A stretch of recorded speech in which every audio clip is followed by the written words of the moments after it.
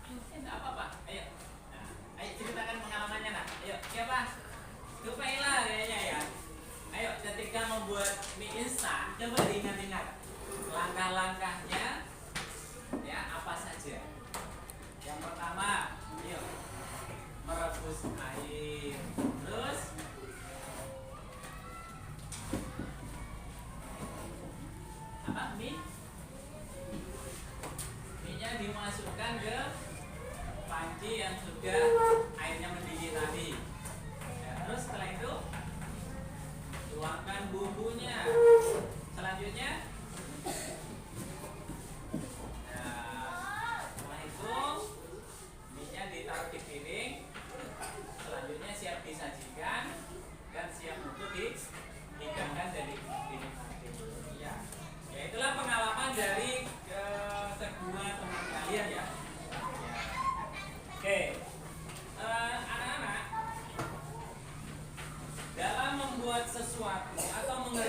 sesuatu itu penting kita lakukan secara berurutan. Ya, coba contoh tadi, contoh kecil membuat mie instan tadi. Jika urutannya lompat-lompat atau terbalik, kira-kira jadi tidak mie instannya? Tidak jadi ya, tidak jadi. Misalnya, oh jadi, tapi rasanya beda, ya, rasanya tidak sesuai yang kita inginkan. Ya, itulah pentingnya kita melakukan sesuatu itu berurutan, ya, berurutan, step by step, ya, seperti orang wudhu itu harus berurutan, ya. Kalau tidak berurutan, apa akibatnya? Tidak sah, ya, itu, ya, oke. Jadi anak-anak, pada pertemuan kali ini kita akan, tujuan pembelajaran kita adalah yang pertama, kalian diharapkan dapat menjelaskan arti coding sebagai rangkaian instruksi. Jadi materi pelajaran kita pada pagi hari ini yaitu tentang coding dan kecerdasan artifisial dengan subelemen yaitu berpikir komputasional. Ya, secara sederhananya itu berpikir komputasional itu apa? Yaitu berpikir menyerupai robot atau yang memberikan instruksi-instruksi yang bisa dipahami atau diterjemahkan, dikerjakan oleh komputer, ya, supaya bisa terbaca komputer itu bisa mengerti maksud atau kemauan kita, ya. Jadi tujuan pembelajaran, aku ulang sekali lagi, ya. Yang pertama, setelah belajar ini nanti kalian dapat menjelaskan arti coding, yaitu sebagai rangkaian instruksi, ya. Kemudian yang kedua, peserta didik akan menyebutkan contoh aktivitas sehari-hari yang mirip dengan coding. Ternyata di lingkungan kita sehari-hari itu banyak aktivitas-aktivitas yang mirip coding, ya. Kemudian yang terakhir, ketiga, peserta didik dapat menyusun instruksi sederhana secara benar, ya, menyusun instruksi suatu perbuatan, pekerjaan berurutan dengan benar, ya. Ya, itulah tujuan pembelajaran kita, ya. Oke.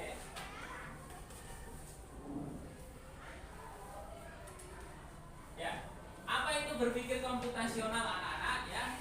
Berpikir komputasional itu, anak-anak bisa lihat slide-nya di depan, ya, yaitu pendekatan pemecahan masalah. Ya, jadi berpikir komputasional itu yaitu sebuah pendekatan memecahkan suatu masalah. Metode sistematis untuk memecahkan masalah menggunakan pendekatan logika dan teknologi informatika mirip cara kerja komputer, ya. Kemudian pola pikir inovatif. Berpikir komputasional itu ya termasuk pola pikir inovatif, bukan hanya tentang coding tetapi cara berpikir kritis untuk mengamati, menguraikan dan mengembangkan solusi yang kreatif. Dan yang terakhir, aplikasi lintas bidang. Meskipun berasal pada ilmu komputer, anak-anak, ya, pola berpikir ini dapat diterapkan di berbagai disiplin ilmu dan kehidupan sehari-hari. Jadi berpikir komputasional itu bisa kita terapkan atau praktekkan dalam kehidupan sehari-hari, ya. Oke. Selanjutnya, mengapa berpikir komputasional itu penting, ya? Ya, anak-anak, kita di zaman serba teknologi, ya, kita itu dituntut untuk berpikir komputasional atau berpikir seperti komputer itu, ya. Kenapa penting? Karena alasannya ini, anak-anak, ya. Ada 3 alasan yang paling mendasar. Yang pertama, dunia itu dunia yang cepat dan kompleks. Maksudnya cepat sekali perkembangan ilmu pengetahuan dan teknologi, ya. Kemudian yang kedua, penyederhanaan masalah. Jadi dengan cara berpikir komputasional itu kita diajak berpikir sederhana untuk memecahkan masalah, ya. Kemudian yang ketiga, kenapa berpikir komputasional itu penting, yaitu keterampilan universal. Artinya keterampilan ini anak-anak berpikir seperti komputer ini itu sudah mendunia, ya, sudah diterapkan di berbagai dunia, bahkan masuk di dunia pendidikan, lingkungan pendidikan, ya, di Amerika, di Inggris, di India, di Vietnam, ya. Nah, itu sudah masuk ke mata pelajaran, diajarkan di sekolah-sekolah, ya. Oke. Nah, kemudian 4 elemen atau 4 bagian utama dalam berpikir komputasional itu, yang pertama dekomposisi. Kemudian yang kedua itu pengenalan pola, yang ketiga abstraksi, dan keempat algoritma. Apa itu dekomposisi? Itu artinya memecah masalah kompleks menjadi submasalah kecil-kecil. Contohnya tadi, misalnya membuat mie instan. Nah, kita lakukan dekomposisi itu maksudnya kita kalau mau membuat mie instan itu tentunya harus menyiapkan alat dan bahan, ya. Alatnya apa saja? Nah? Alat-alatnya apa saja? Ya, panci, mungkin mangkok atau piring, kemudian ya, alat sendok, ya kan? Nah, kalau bahannya apa? Bahannya tentunya mie instan, kemudian air, ya. Jadi dibagi menjadi bagian kecil-kecil, ya. Nah, kemudian langkah yang kedua yaitu pengenalan pola, ya. Pengenalan pola. Nah, ini mengidentifikasi kesamaan atau tren dalam data atau masalah untuk menemukan solusi efisien. Ya, artinya begini anak-anak, pengenalan pola. Contohnya tadi membuat mie instan, ya. Mie instan itu kan, mie itu ada mie soto yang berkuah dan ada mie yang kering atau mie goreng, ya. Ya, itu kalian harus kenali polanya, ya, supaya kalau disuruh membuat mie instan, mie soto atau mie goreng itu tidak terbalik atau tidak salah. Jangan sampai disuruh membuat mie soto yang seharusnya berkuah tidak ada kuahnya, atau sebaliknya disuruh membuat mie goreng tetapi dikasih kuah. Nah, itu tentunya salah, ya. Akhirnya rasanya nggak sesuai dengan apa yang diinginkan. Kemudian elemen atau bagian yang ketiga itu abstraksi. Apa itu abstraksi? Yaitu memfokuskan pada informasi esensial atau penting dan mengabaikan detail yang tidak relevan, ya. Contohnya kalian disuruh membuat mie kuah nih, mie soto, ya. Fokus saja ke membuat mie kuah, ya. Jangan terfokus pada pertanyaan, misalnya mie ini dari mana, wah, di pabrik mana yang buat, ya, atau pabrik apa yang buat, pabrik di mana yang buat, siapa yang punya pabriknya, ya. Atau kalian bertanya-tanya, ini kompornya ini terbuat dari apa, pabrik apa yang membuat, ya. Jadi jangan terlena dengan yang lainnya. Jadi fokus ke tujuan semula, ya, yaitu membuat mie soto, ya. Kemudian yang keempat terakhir, bagian atau elemen penting dalam berpikir komputasional itu adalah algoritma. Algoritma itu yaitu merancang serangkaian langkah sistematis untuk menyelesaikan masalah. Maksudnya menyusun langkah-langkah dalam pembuatan mie tadi, misalnya, ya, seperti yang sudah disebutkan oleh teman kalian tadi. Oh, langkah yang pertama, ya, ambil panci, kemudian tuangkan air, ya, masak di kompor. Setelah mendidih, ya, minyak dimasukkan, kasih bumbu, ya. Setelah itu diangkat, tuangkan di piring, ya, siap disajikan dan siap untuk dinikmati, ya, seperti itu, ya. Oke. Sekarang Pak Guru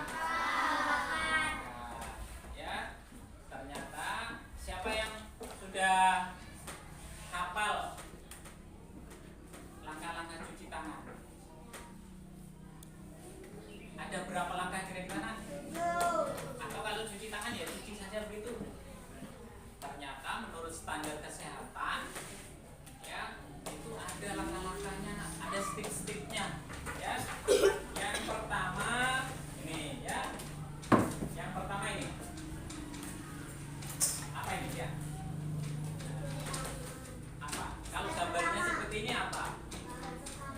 Ya, apa nih? Oh, basah. Step pertama atau langkah pertama tentunya adalah membasahi tangan dengan air. Tetapi ingat, air yang mengalir ya, yang sesuai standar kesehatan itu adalah air yang mengalir ya. Kenapa dengan air mengalir? Karena supaya kotoran, kuman, bakterinya turun ya, jatuh bersamaan dengan air ya. Nah, ini yang pertama. Kemudian yang kedua, setelah basah tangan kita, ambil sabun ya. Ya, sabunnya itu sabun, kalau di gambar ini sabun apa? Maksudnya ada sabun keras, padat, ada sabun cair. Ini sabun padat atau sabun cair? Kira-kira apa alasannya? Kenapa kok sabun cair? Fahmi? Supaya apa? Ya, ini kalau sabun cair itu kan ada di tempat-tempat ya, biasanya dipencet baru keluar kan? Ya, supaya higienis, sehat ya. Kalau sabun batang itu biasanya ditaruh di lantai atau ada tempatnya, tapi ganti-gantian gitu kan. Kalau ini bisa nggak ganti-gantian? Nah, jadi higienis. Jadi harapannya itu kalau sabun entah mandi pakai cuci tangan itu sabun cair ya. Oke. Setelah ambil apa itu sabun, kemudian langkah yang ketiga atau tip ketiga apa ini? Coba ratakan sabun dengan kedua tangan ya, digosok-gosok supaya apa? Supaya berbusa ya. Nah, seperti ini gosok-gosoknya ya. Nah, digosok-gosok ya. Step ketiga. Kemudian step keempat apa ini? Nah, apa ini? Step keempat apa ini? Ya. Gosok punggung, tangan dan sela-sela jari secara berganti. Nah, kalau tadi telapak tangannya, sekarang punggungnya, ya. Nah, itu step keempat. Berikutnya, nah step kelima ini hampir sama dengan step keempat tadi. Bedanya apa kira-kira? Bedanya itu di sela-sela jari ya. Kalau tadi di punggungnya saja, sekarang sela-sela jarinya juga, ya sela-sela jari, ya. Kemudian yang keenam ini, step keenam, langkah keenam. Ini perhatikan. Apa? Gosok telapak tangan dengan posisi jari saling mengunci atau mengait atau mengunci ya. Gini ya. Ya, secara gantian, ya. Kemudian step atau langkah yang ketujuh ini, yaitu jari-jarinya semuanya digosok, diputar-putar ya, bergantian. Step ketujuh. Step ke-8. Nah, step ke-8 yaitu gosokkan ujung jari pada telapak tangan secara apa ini? Secara berputar pada kedua tangan. Ya, maksudnya begini nak ya. Dikasih gini ya. Nah, itu langkah ke-8. Langkah yang ke-9 ini. Iya, langkah ke-9 yaitu ada gambar apa lagi nih? Keran air kan? Nah, berarti dibasuh, ya kan? Dibasuh, terakhir dibasuh dengan air yang mengalir. Dan ada satu lagi nak, yang ke-10, tapi tidak ada di gambarnya. Apa itu? Biasanya kalau sudah selesai cuci tangan tahap dengan tahap secara sehat itu dilap, ya kan? Tapi ingat, lapnya itu adalah lap sekali pakai atau tisu, tidak lap yang secara bergantian. Nah, harapannya seperti itu. Jadi dianjurkan sekali pakai tisu. Oke. Oke.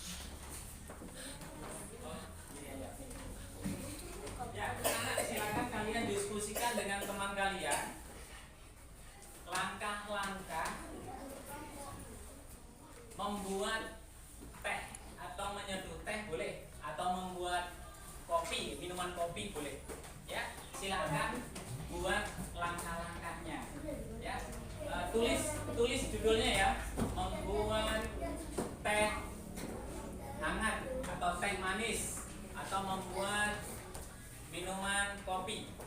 Ya, kemudian langkah-langkah di bawahnya langkah-langkah.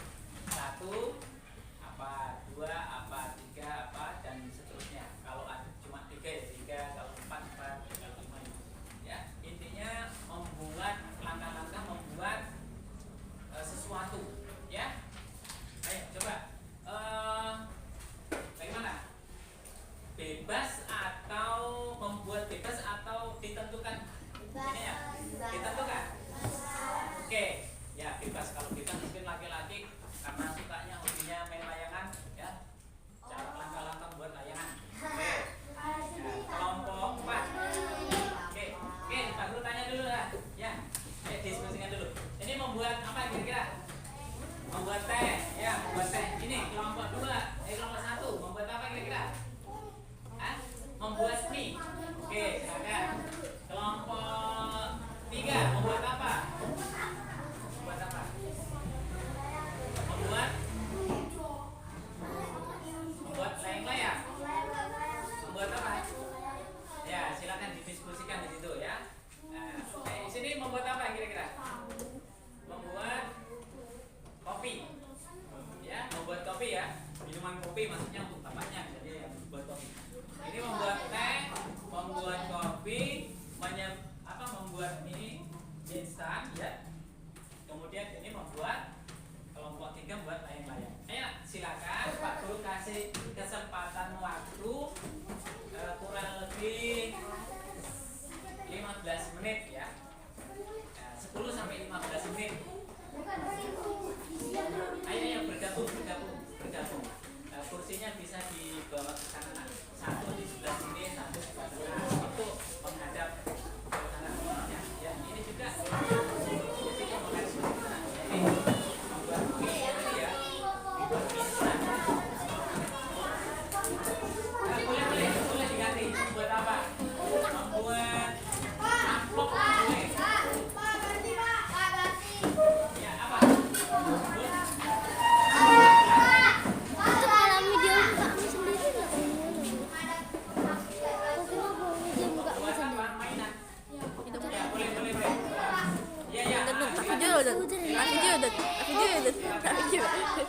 Langkah-langkahnya ya. Membuat susu ya boleh.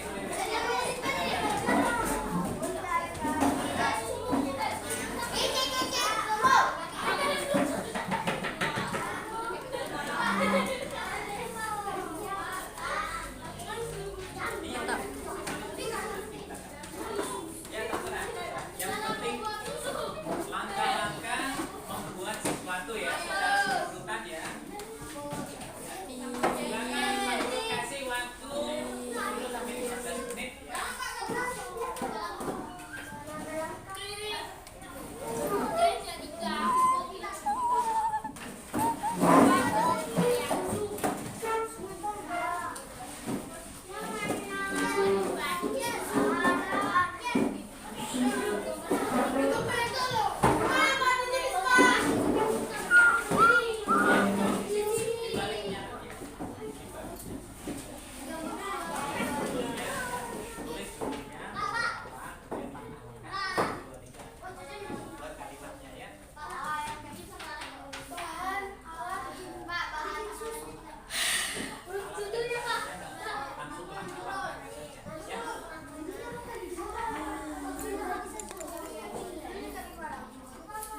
Oh iya, anak-anak tapi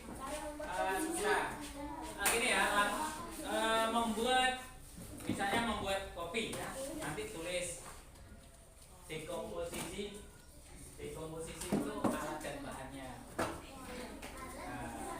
Setelah itu langkah-langkahnya ya, baru langkah-langkahnya. Jadi tulis alat dan bahannya. Mau membuat apa? Tulis membuat apa? Ya kamu gabung ke situ aja nak. Ikut sini.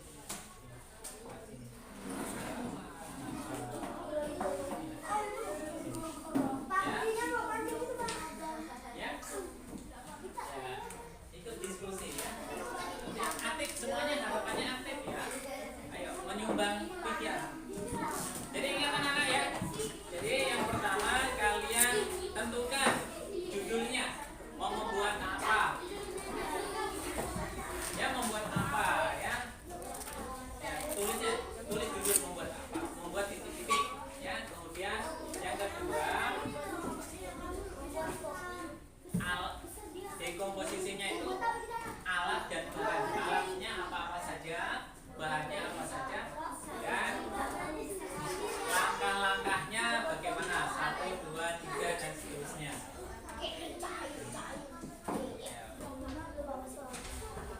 Ya, ayo semuanya dibantu temannya ya, dibantu berpikir.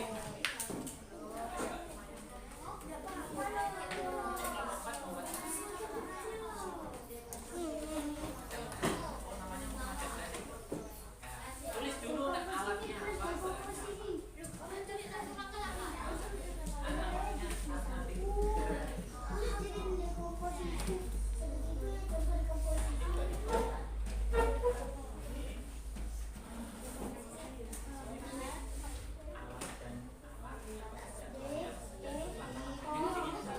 Gitu ya. Bisa ya?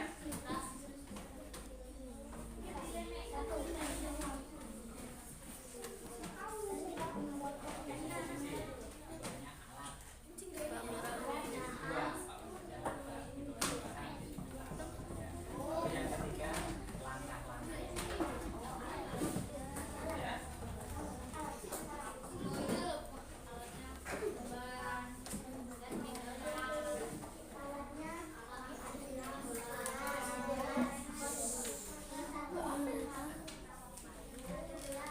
Iya. Kat CCTV letak.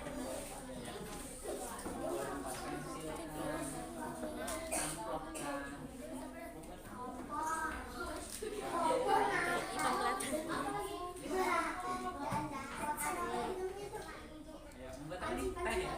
Ayo dekomposisi. Ya, di bawahnya alat apa? Ya, bahannya juga. Jadi yang Paling kelihatan letak.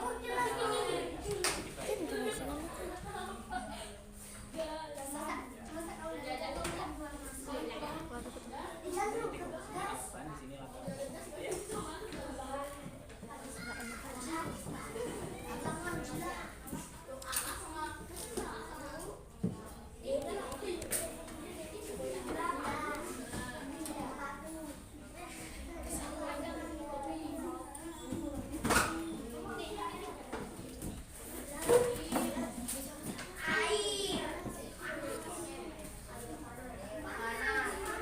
Tadi lupa tak malah dikasih buka aja.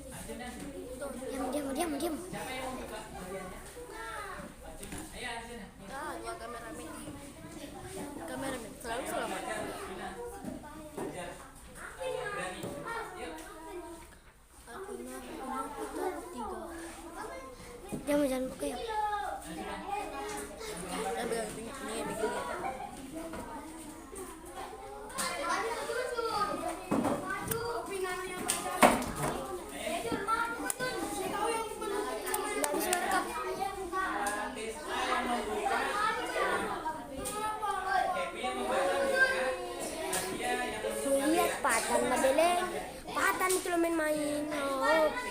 Aleh, Ipang. Pindah.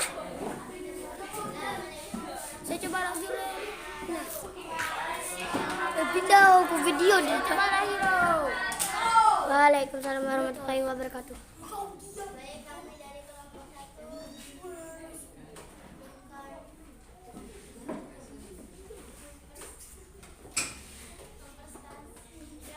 Kelihatan. Biarkan. Saya kelihatan.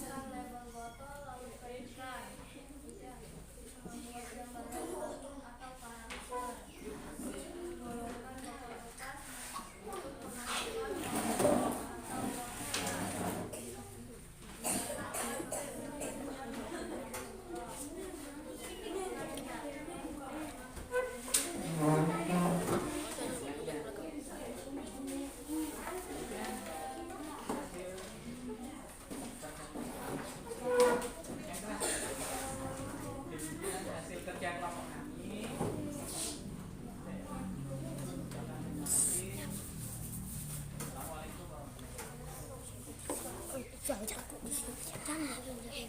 Assalamualaikum warahmatullahi wabarakatuh.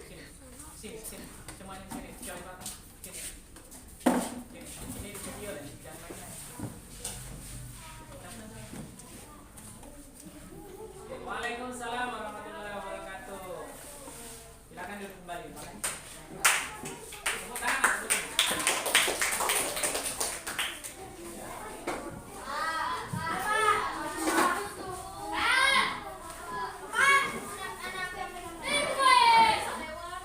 Ya, coba.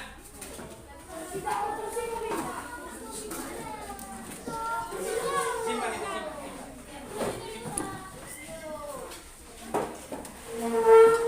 Baik, anak-anak, sampailah kita pada penghujung pembelajaran kita.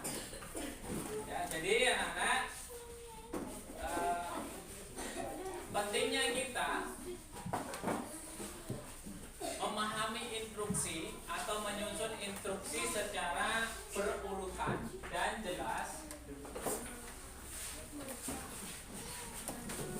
supaya kegiatan atau hal yang kita buat itu sesuai dengan harapan kita. Ya, kalau membuat minuman, tentunya